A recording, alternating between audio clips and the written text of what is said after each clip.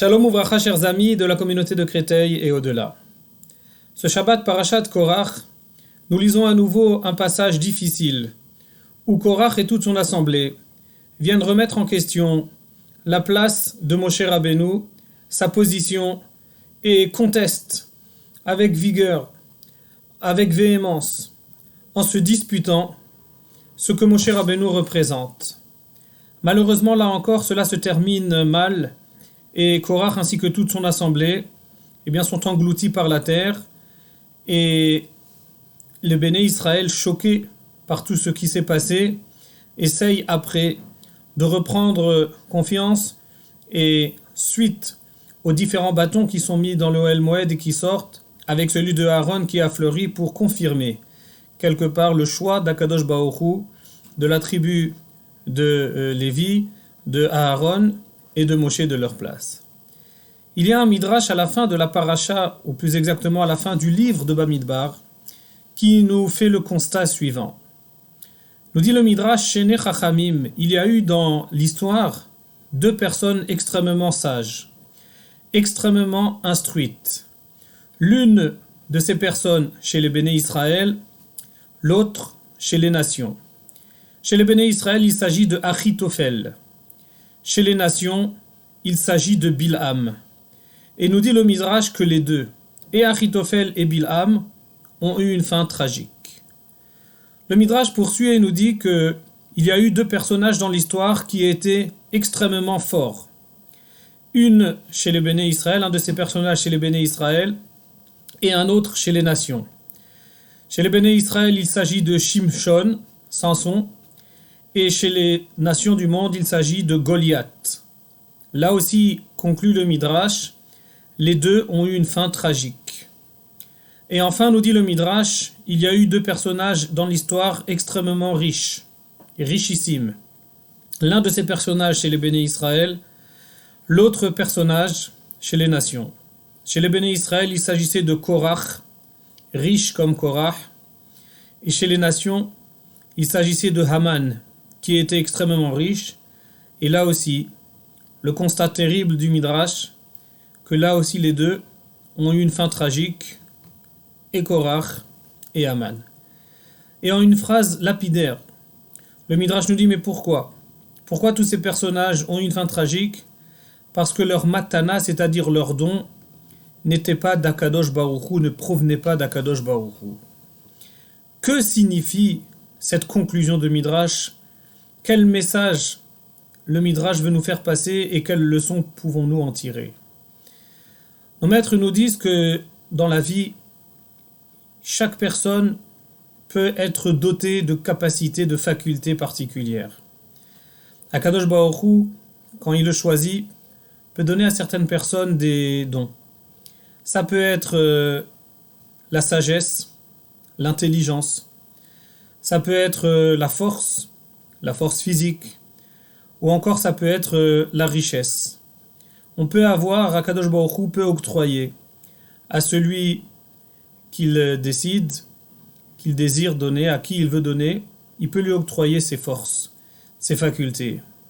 Seulement le Midrash nous dit que ces dons que nous avons, dont nous disposons, il faut être capable d'en faire une utilisation correcte. Il faut être capable de les utiliser à bon escient. De savoir que si Akadosh Baruch Hu nous donne de la sagesse, il faut l'utiliser pour construire, et non pas à Dieu ne plaise, pour devenir une sagesse de destruction. Si Akadosh Baruch Hu nous donne d'une force, il faut être capable de l'utiliser pour bâtir.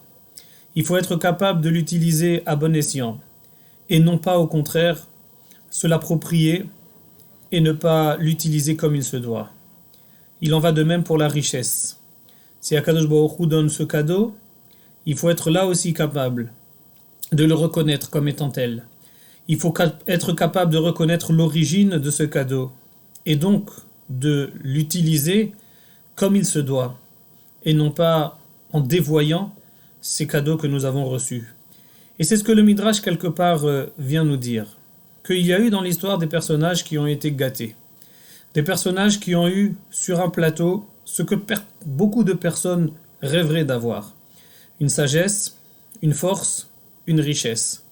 Seulement, le constat est que si on n'est pas capable de les utiliser, si on n'est pas capable de comprendre quels sont les Shem Shamaim, quels sont min Akadosh Baruch Hu, quels proviennent d'Akadosh Baruch Hu, eh bien, on peut avoir les meilleures facultés, on peut avoir les meilleures circonstances, on peut avoir les meilleures choses à notre disposition, mais si on n'est pas capable de les apprécier à leur juste valeur, si on n'est pas capable de comprendre comment est-ce qu'on doit les orienter, dans quelle direction on doit être capable de les canaliser, si on n'est pas capable de cela, alors malheureusement, à l'instar de Achitophel et à l'instar de Bilam, à l'instar de Shimshon et à l'instar de Goliath, à l'instar de Haman et comme notre paracha à l'instar de Korach, la fin peut être très difficile.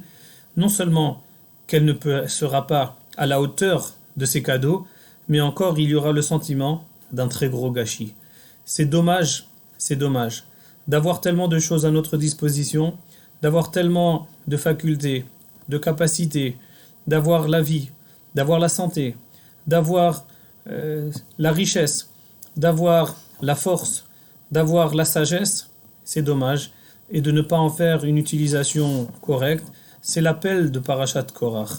Korach est ici la preuve de quelqu'un qui était richissime, quelqu'un qui avait et qui pouvait rester là où il était, et pouvait utiliser son influence, sa force, sa richesse pour le bien, et malheureusement, il a montré qu'on est parfois capable de ne pas faire les bons choix.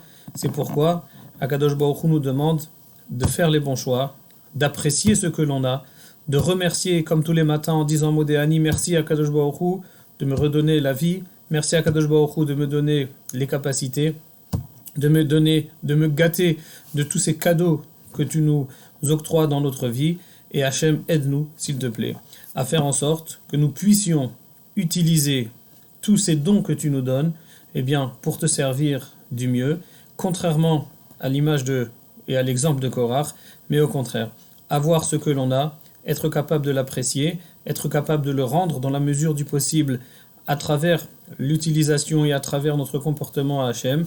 C'est là l'appel, c'est là la vocation d'un Ben Israël, et c'est ce que Akadosh Baruch Hu attend de nous. Shabbat Shalom, Umvorach.